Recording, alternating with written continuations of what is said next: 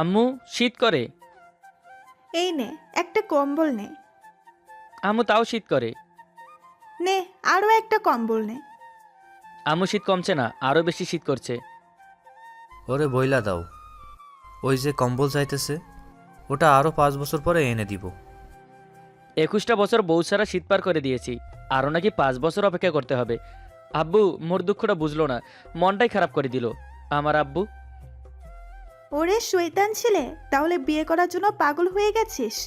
এই তোর লজ্জা নেই নিজের বিয়ের কথা নিজের মুখে বলতে? আমি কি নিজের মুখে বিয়ের কথা বলেছি নাকি?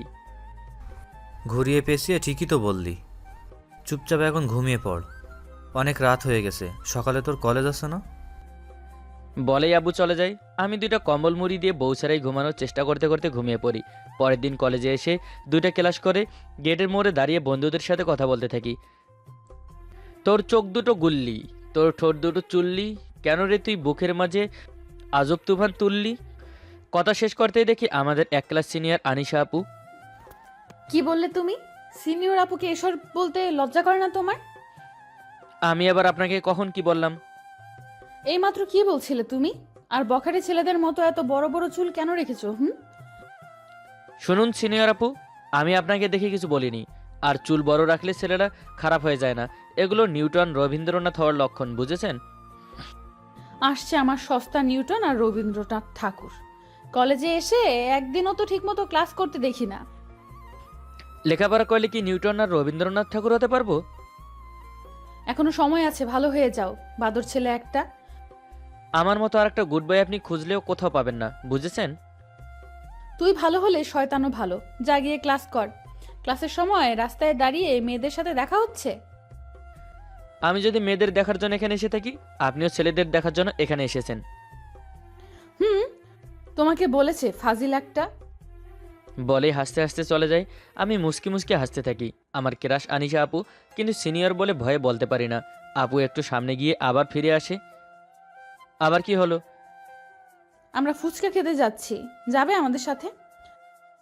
আমি তো সেই লেভেলের খুশি। বলতে আনিশা আপু বলে আসতে। ওনার বান্ধবীদের নিয়ে চলে আসি ফুচকার দোকানে। সবাই ফুচকা খাচ্ছে। শালার আমি একটা খেতে খেতে ওনারা সব সাফ করে দিচ্ছে। একটু পর ওনারা আসছি বলে আমাকে দাঁড়াতে বলে, কিন্তু অনেক সময় পার হয়ে যায়, ওনাদের কোনো খবর নেই। এদিকে দোকানদার মামা টাকার জন্য আমাকে বারবার তাড়া দিচ্ছে। ওরে সিনিয়র আপু, আমাকে এইভাবে ডেকে এনে বাস দেবার কোনো প্রয়োজন ছিল না। আমি ফুচকার বিল দিয়ে কলেজে চলে আসি। পুরো পকেট ফাঁকা করে দিয়ে গেল। আড়াল করে এতক্ষণ শাওনের কালো করে রাখা মুখ দেখে বান্ধবীরা মিলে মজা করছিলাম। শাওন চলে যেতেই আমরা চলে আসি। কলেজে এসে মাঠে বসে সবাই মিলে গল্প করছি, তখনই শাওন সেখানে আসে। আপু, আমাকে এভাবে বাস দেওয়াটার কোনো প্রয়োজন ছিল? বাস তোমাকে আবার কখন দিলাম আমি? আমাকে ফুচকা খাওয়াতে নিয়ে গিয়ে আপনার কেটে পড়লেন কেন?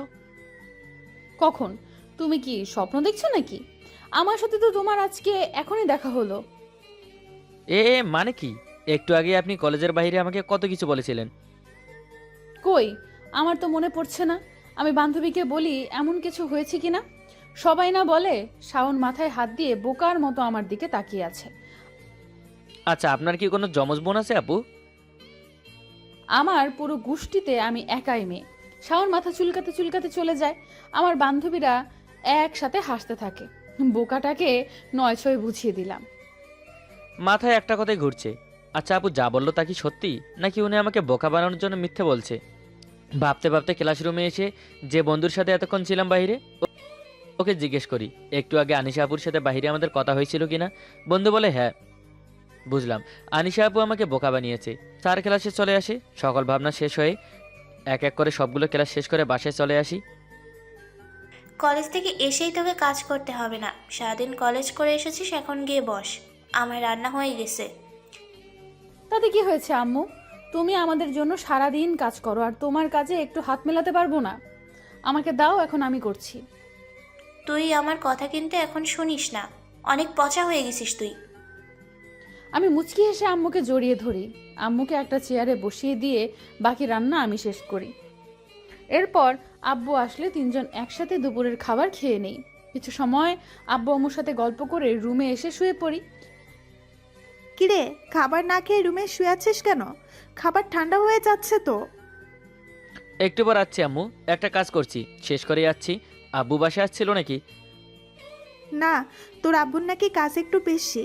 আচ্ছা আমি যাই, আমার কাজ আছে, তুই তাড়াতাড়ি এসে খেয়ে নে, টেবিলে খাবার দেওয়া আছে। আমি আসছি বলতে আম্মু চলে যায়। আমি কিছু অ্যাসাইনমেন্টের কাজ করছিলাম, শেষ করে নিচে এসে খাবার খেয়ে সোফায় শুয়ে শুয়ে মোবাইলে গেমস খেলতে থাকি। সন্ধ্যার একটু আগে রুম থেকে উঠে ফ্রেশ হয়ে কফি করে ব্যালকনিতে এসে দোলনায় বসে বসে বাইরের প্রকৃতি দেখছি আর কফি খাচ্ছি। হঠাৎ করে শাওনের কথা মনে পড়তেই ঠোঁটের কোণে মুচকি হাসি ফুটে ওঠে। তোমায় যদি হারিয়ে ফেলি, তাই তো এত ভয়, হৃদয় নিয়ে জড়িয়ে রাখি, মিথ্যে কথা নয়, অনুভবের আকাশ ফুলে একটু করে তুমি ছুলে, পৃথিবীটা যেন আমার স্বর্গ মনে হয়। এলাকার রাস্তার মোড়ে বসে বন্ধুরা আড্ডা দিচ্ছি, হঠাৎ করে আনিশা আপুর কথা মনে পড়ে যায়। খুব দেখতে ইচ্ছে করছে তাকে। বাইক নিয়ে চলে আসি তাদের বাসায়। আড়াল থেকেই তাকিয়ে দেখি আবু ব্যালকনিতে বসে আছে, নীল একটা চুড়িদার পরেছে। কি সুন্দর লাগছে আমার ক্রাশটাকে। পকেট থেকে মোবাইল বের করে কল করি। আমার নাম্বার দেখে আমি দেখলাম ওনার ঠোঁটে হাসি ফুটে উঠল।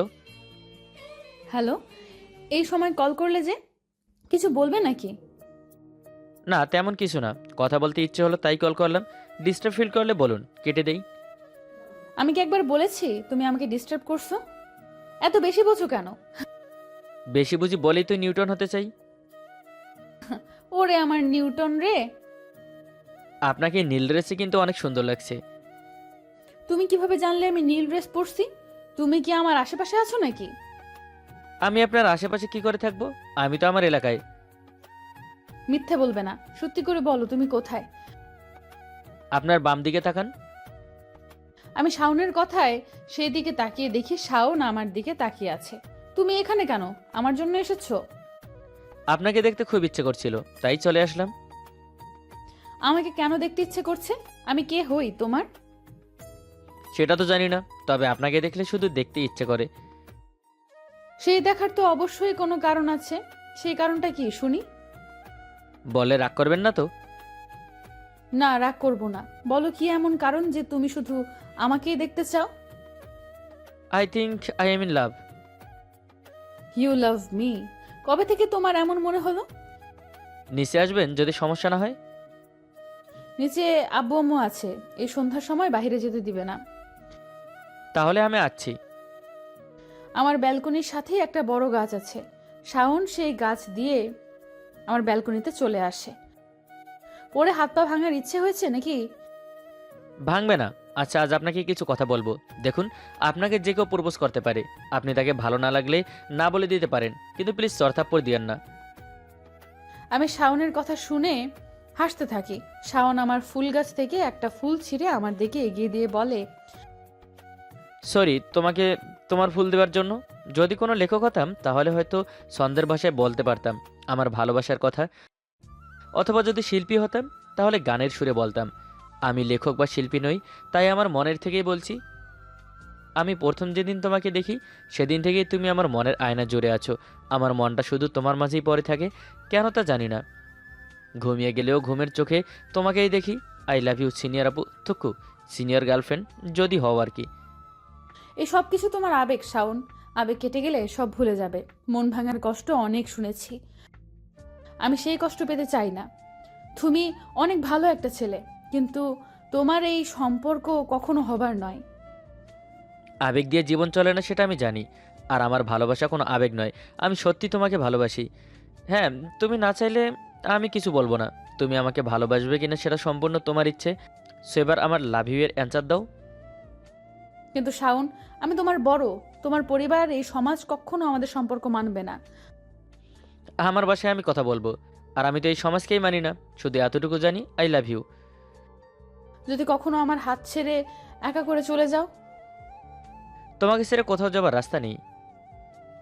আমি কিছু না বলেই শাওনকে জড়িয়ে ধরি। শাওন আমাকে জড়িয়ে ধরে আমিও সেই থেকে শাওনকে মনে মনে একতরফা ভালোবেসে গেছি। আজ সেটা সত্যি হয়েছে। কিছু সময় পর শাওন আমাকে ছাড়িয়ে কপালে চুমু দিয়ে বলে, আমার বউ খুব সুন্দর হবে, এটা আমার স্বপ্ন ছিল, কিন্তু আমার বউ যে পরী হবে সেটা জানাই ছিল না। আমি মোটেও পড়ি নই। পরীর থেকে অনেক সুন্দর তুমি। আর হ্যাঁ, এই শীতেই তোমাকে চাই বউ করে। শীতেই বউ হতে হবে কেন? শীত কমানোর জন্য। একা একা অনেক শীত কেটেছে। এত তাড়াতাড়ি কিছু করতে হবে না, আগে লেখাপড়া শেষ করো, আমি তোমার আছি, থাকবো। শাওন কিছু বলার আগেই ওর মোবাইল বেজে ওঠে, স্ক্রিনে আম্মু লেখা। আম্মু বলো। আমি তো রাব্বু, কোথায় তুই? রাত হয়ে যাচ্ছে, পড়তে বসতে হবে না? আমি এলাকায় আছি আম্মু, এখনই আসছি। তাড়াতাড়ি আয় বাসায়। শ্বশুর আব্বুকে মিথ্যা কেন বললে? সত্যিটা বলার সময় হলেই সবার সামনে বলবো। আমি এখন আসি, আব্বু নয়তো পরে বকবে। ঠিক আছে, সাবধানে যেও, রাতে কল করবো আমি।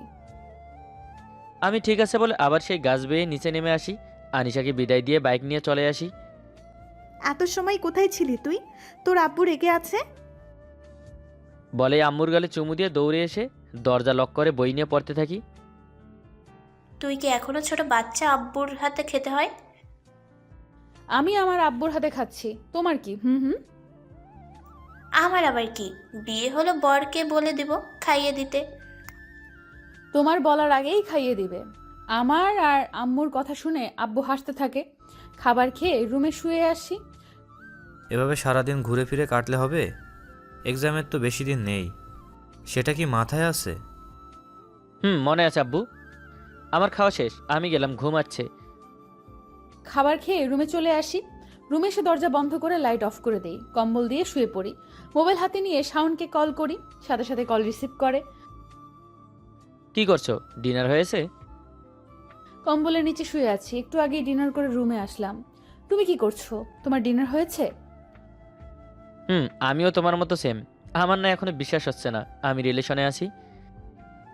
বিশ্বাস কেন হচ্ছে না শুনি? না, তোমার মতো এত কিউট একটা গার্লফ্রেন্ড হয়েছে, বিশ্বাস হবার কথা কি? কিউট না কচু? তুমি আমার থেকে বেশি কিউট। আমার কিউট জুনিয়র বয়ফ্রেন্ড। আর তুমি আমার কিউট সিনিয়র গার্লফ্রেন্ড। আচ্ছা, লেখাপড়া শেষ হবার আগে আমাদের বিয়েটা হয়ে গেলে কেমন হয়? এই বিয়ে পাগলা ছেলে, এখন বিয়ে করলে আমাকে খাওয়াবে কি? আমার আব্বুর কি কম আছে নাকি? সেটা নেই, কিন্তু আমি চাই তুমি নিজের পায়ে দাঁড়াও। আমি যেন আমার বাসায় বলতে পারি আমি যাকে ভালোবাসি সে বেকার ছেলে নয়। বুঝেছি। আচ্ছা, কালকে ঘুরতে যাবে? কোথায় নিয়ে যাবে শুনি? প্রথমে নদীর পাড়ে, এরপর কোনো পার্কে, তারপর লাঞ্চ করে বাসায় চলে আসবো। ঠিক আছে, যাব। আচ্ছা, অনেক ঘুম পাচ্ছে, কাল কলেজে দেখা হবে। আচ্ছা, গুড নাইট বলেই কল কেটে ঘুমিয়ে পড়ি। পরের দিন সকালে ঘুম থেকে উঠে ফ্রেশ হয়ে নাস্তা করে চলে আসি কলেজে। আনিশা আসলে ওকে নিয়ে রিক্সা করে চলে আসি নদীর পাড়ে। আমাদের মতো অনেকেই ঘুরতে এসেছে। দুজনে নদীর পানিতে নেমে হাঁটছি। প্যান্ট হাঁটু নিচে একটু হোল্ড করে রেখেছি। আনিকা কিছুটা ওপরে ওর ড্রেস তুলে রেখেছে। নদীর ঢেউগুলো মাঝে মাঝেই তীরে এসে আছড়ে পড়ছে আর আমাদের ভিজিয়ে দিয়ে যাচ্ছে। কিছু সময় পর তীরে উঠে দাঁড়াই। শাওন বালুতে বড় হয়ে লাভ আঁকে, ভেতরে আমার আর ওর নাম লিখে, নিচে ছোট্ট করে লেখে সায়নী। এই সায়নীটা আবার কি আমাদের মাঝে? তোমার আর আমার বিয়ের পর আমাদের মেয়ে হবে, তার নাম লিখে রাখলাম। এখনো বিয়েই হয়নি আর তুমি মেয়ের নামও ঠিক করে ফেলেছো? আচ্ছা, যদি ছেলে হয় তাহলে? ওহো, আমাদের মেয়েই হবে। আর আগে ভাবনায় এখন ভাবলে ক্ষতি কি? যে ভাবনায় খুশি মিশে থাকে তাকে আগে থেকেই মনের মাঝে এঁকে রাখতে হয়। আমার জুনিয়র বয়ফ্রেন্ডটা তো দেখছি অনেক রোমান্টিক। বিয়েটা শুধু হতে দাও, তারপর সারাক্ষণ মশার মতো। মশা কি কিস করে নাকি? মশা তো কামড় দিয়ে রক্ত খায়। তুমি কি আমাকে কামড় দিবে নাকি? মাঝে মাঝে দিতেও পারি। তবে রে শয়তান, দাঁড়াও তুমি। বলেই আমি শাওনকে ধরতে গেলে শাওন দৌড়াতে থাকে, আমিও শাওনের পেছনে পেছনে দৌড়াতে থাকি। কিছু সময় পর দুজনেই হাঁপিয়ে যাই। হাঁটুতে হাত রেখে দুজনেই বড় বড় নিঃশ্বাস নিতে থাকি। একটু পর আমি দৌড়ে গিয়ে শাওনকে ধরতে গেলে ব্যালেন্স হারিয়ে দুজনেই পানিতে পড়ে যাই। এখন কি হবে? বাসায় যাব কি করে? সেটা আমি কি করে বলবো? তুমি তো আমাকে ফেলে দিলে। আর ঘুরতে হবে না, চলো বাসায় চলে যাই। এই শীতের মধ্যে বেশি সময় ভেজা অবস্থায় থাকলে অসুস্থ হয়ে যাব। দুজনে পানি থেকে উঠে নদীর পাড় থেকে ওপরে উঠে হাঁটতে থাকি। আনিশাকে ওর বাসায় এগিয়ে দিয়ে আমিও বাসার দিকে হাঁটতে থাকি। এই কি অবস্থা তোর? ভিজেছিস কিভাবে? আজ তো বৃষ্টিও আসেনি। বান্ধবীদের নিয়ে নদীর পাড়ে ঘুরতে গিয়েছিলাম, পা পিছলে পড়ে গেছি। কলেজে গিয়ে ক্লাস না করে ঘুরতে গিয়েছিলি তুই? বেশ হয়েছে, তাড়াতাড়ি গিয়ে চেঞ্জ করে নে, নয়তো অসুস্থ হয়ে যাবি। আমি ঠিক আছে বলে রুমে চলে এসে চেঞ্জ করে কম্বলের নিচে শুয়ে কাঁপতে থাকি। ওরে বাবারে, কি শীত! কলেজে গেলি ক্লাস করার জন্য, আর আসলি গোসল করে? কোন মেয়ের সাথে ভিজে এসেছিস? মেয়ে মানে? তো তুমি কি বলছো আম্মু? আমি তো বন্ধুদের সাথে ঘুরতে গিয়েছিলাম, সবাই মিলে ট্রেনে নদীতে নামিয়েছে। আমিও আমার আব্বুকে এই কথাই বলতাম। তোর আম্মুকে নিয়ে ঘুরতে গিয়ে বাসায় আসতে লেট হলে বন্ধুদের নাম বলতাম, তাই আমাকে এসব বলে লাভ হবে না। সত্যিটা বলতো আমাদের। একদম তোমার মতোই হয়েছে তোমার ছেলে। মেয়ের নাম কি রে? ওর নাম আনিশা, আমার 1 ইয়ার সিনিয়র। বাহ, ছেলে আমার সিনিয়র গার্লফ্রেন্ড জুটিয়েছে। কোনো জুনিয়র কোনো মেয়ে ছিল না তোর জন্য? তুমি তো আম্মুকে ভালোবেসে বিয়ে করেছো আব্বু। তুমি বলো, কাকে কখনো ভালোবেসে ফেললে সেটা কি করে জুনিয়র সিনিয়র দেখে হয়? আম্মুরও নিশ্চয়ই অনেক বান্ধবী ছিল, কিন্তু তুমি তাদের রেখে আম্মুকে কেন পছন্দ করলে? সব কথা আগে থেকেই রেডি করে রেখেছ। আচ্ছা, এখন গিয়ে চেঞ্জ করে নে, আর লেখাপড়া শেষ হোক, তারপর দেখা যাবে কি করা যায়। একদিন মেয়েটাকে বাসায় নিয়ে আয় না, আমরাও দেখি তোর পছন্দ কেমন। সময় করে ঠিক নিয়ে আসবো আম্মু। আমার খুব শীত করছে, আমি গিয়ে চেঞ্জ করে নিই বলে আম্মু রুমে এসে চেঞ্জ করে নিই। রাতে প্রায় 11টা। রুম থেকে বের হয়ে আশেপাশে তাকিয়ে দেখি আব্বু আম্মু আছে কিনা। কাউকে না দেখে ধীরে ধীরে নিচে এসে একবার ওপরে তাকিয়ে দেখি কেউ নেই। কাউকে না দেখে খুব সাবধানে দরজা খুলে বাসা থেকে বের হয়ে সাইকেল নিয়ে চলে আসি আনিশাদের বাসায়। 3তলা বিল্ডিংয়ের ছাদে কি করে যাব তাই ভাবছি। খুব সাবধানে বাসার দেয়াল টপকে ভিতরে চলে আসি। কাউকে আশেপাশে না দেখে বুকে একটা ফু দিয়ে বাসার পাইপ বেয়ে উঠতে থাকি। অনেক কষ্টের পর ছাদে আসতে সক্ষম হই। পকেট থেকে মোবাইল বের করে আনিশাকে কল করি। এই এই তোমার কল করার সময় হলো? সে কখন থেকে অপেক্ষা করছি, আর আমাকে কল করতে নিষেধ করলে কেন? তোমার বাসার ছাদে আসো, অপেক্ষা করছি আমি। মানে কি? তুমি এত রাতে এই শীতের মধ্যে ছাদে কেন, আর ছাদে গেলে কিভাবে? পাইপ বেয়ে উঠেছি, এখন আসবে নাকি মোবাইলে পুলিশের মতো জোর করতে থাকবো? আমি কল কেটে রুম থেকে বের হয়ে আশেপাশে তাকিয়ে চলে আসি ছাদে। এসে দেখি শাওন দাঁড়িয়ে আছে। ওর কাছে গিয়ে বলি, তুমি কি পাগল নাকি? যদি কিছু হয়ে যেত, কে বলেছে এত কষ্ট করে ছাদে ওঠার জন্য? তোমাকে দেখেছি না, সব কষ্ট চলে গেছে। এই চাঁদ মুখটা দেখার জন্য হাজারো কষ্ট করতে পারবো। পাগল একটা! বলেই আমি শাওনকে জড়িয়ে ধরি। এরপর শাওন আমাকে দোলনায় বসিয়ে দিয়ে ওর নিচে বসে পড়ে আমার মুখোমুখি হয়ে। তুমি নিচে বসলে কেন?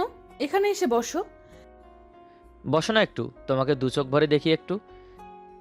সেটা তো পাশে বসেও দেখতে পারো। এখানে বসে দেখি তোমার পেছনের চাঁদটা বেশি সুন্দর নাকি আকাশের চাঁদের চাইতে আমার চাঁদটা বেশি সুন্দর? আকাশের চাঁদ সবসময় সুন্দর হয়। আকাশে যখন মেঘেরা এসে ভিড় করে তখন ওই চাঁদ আড়ালে হারিয়ে যায়, কিন্তু আমার চাঁদ 12 মাসই জ্যোৎস্না দেয়। তবুও আকাশের চাঁদই সবচেয়ে বেশি সুন্দর হয়। একদমই না, আমার চোখে দেখো, আমার চাঁদ পৃথিবীর সবচেয়ে বেশি সুন্দর। আমি শাওনের কথা শুনে লজ্জা পেয়ে মাথা নিচু করে মুচকি হাসি। শাওন আমার কাছে এসে নিচে বসে আমার কোলে ওর মাথা রাখে। আমি ওর চুলে হাত বুলিয়ে দিতে থাকি। শাওন আমার কোমর জড়িয়ে ধরে বসে থাকে। কি হয়েছে তোমার? খুব ভয় করে, তুমি আমার জীবনে আসার পর থেকে তোমাকে হারানোর ভয়ে বুকের ভেতরটা সবসময় হাহাকার করে। আমি কখনো তোমার থেকে হারিয়ে যাব না। সারা জীবন তোমার হয়ে তোমার পাশেই থাকবো। আমি আনিশার কোমর আরো শক্ত করে জড়িয়ে ধরে বসে থাকি। দুজনে দুজনের মাঝে এতটাই ডুবে গেছি, রাত পার হয়ে গেছে বুঝতেই পারিনি। ফজরের আজান কানে ভেসে আসতেই দুজনের হুঁশ ফিরে। সকাল হয়ে গেছে, কখন বুঝতেই পারিনি। ভালোবাসার সময়টা এত তাড়াতাড়ি কেন যায়? এই তুমি যাও, একটু পর আব্বু আম্মু উঠে যাবে। যাচ্ছি, একটা দিয়ে দাও প্লিজ। আমি শাওনের গলা জড়িয়ে ধরে ওর ঠোঁটের দিকে এগিয়ে দিয়ে গালে কিস করে দেই। শাওন হাসতে থাকে, আমিও হেসে দেই। শাওন আমার কপালে কিস করে। এরপর আমি রুমে এসে অজু করে নামাজ পড়ে শুয়ে পড়ি। এইভাবেই কেটে যায় 3টা বছর।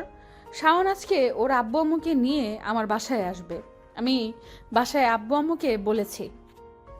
বিকেলে আব্বু আম্মুকে নিয়ে চলে আসে আনিশাদের বাসায়। কলিং বেল দিতে আনিশা এসে দরজা খুলে দেয়। আব্বু আম্মুকে সালাম করে এরপর ভেতরে এসে বসি। আনিকা তুই কেমন আছিস তুই? অনামিকা তুই? আমি ভালো আছি, তুই কেমন আছিস? ভালো আছি। তোকে কত জায়গায় খুঁজেছি আমি জানিস? তুই তো হারিয়েই গেছিস। আমিও তোকে কত খুঁজেছি। আমি, আব্বু, আনিশা ওর আব্বু অবাক হয়ে তাকিয়ে আছি। ওনারা নিজেদের মতো কথা বলেই যাচ্ছে, একে অপরকে জড়িয়ে ধরে কান্না করে দিয়েছে। আচ্ছা কি চলছে আমরাও একটু জানি, বল আমাদের। তোমাকে বলেছিলাম না আমার কলেজ লাইফে একটা বেস্ট ফ্রেন্ড ছিল অনামিকা। ওই সেই অনামিকা। অনামিকা আমার হাজব্যান্ড আর আমার ছেলে শাওন। তাহলে আনিশা শাওনকেই ভালোবাসে? তোমাদের দুজনকে কি বলে ধন্যবাদ দিব জানি না। তোমাদের জন্যই আবার আজকে আমরা এক হলাম। আমার হারিয়ে যাওয়া বান্ধবীকে আবার ফিরে পেলাম। তাহলে তো হয়েই গেল, এখন দুই বান্ধবী বিয়ান হয়ে যাও। আর আনিশা মামুনিকে আমার তো খুবই পছন্দ। আমাদেরও কোনো আপত্তি নেই দুলা ভাই।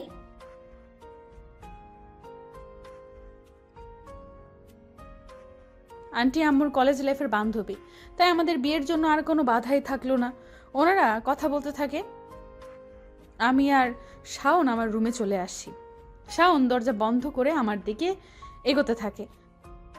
তো তুমি দরজা বন্ধ করলে কেন? তো দেখো উল্টাপাল্টা কিছু করলে ভালো হবে না কিন্তু।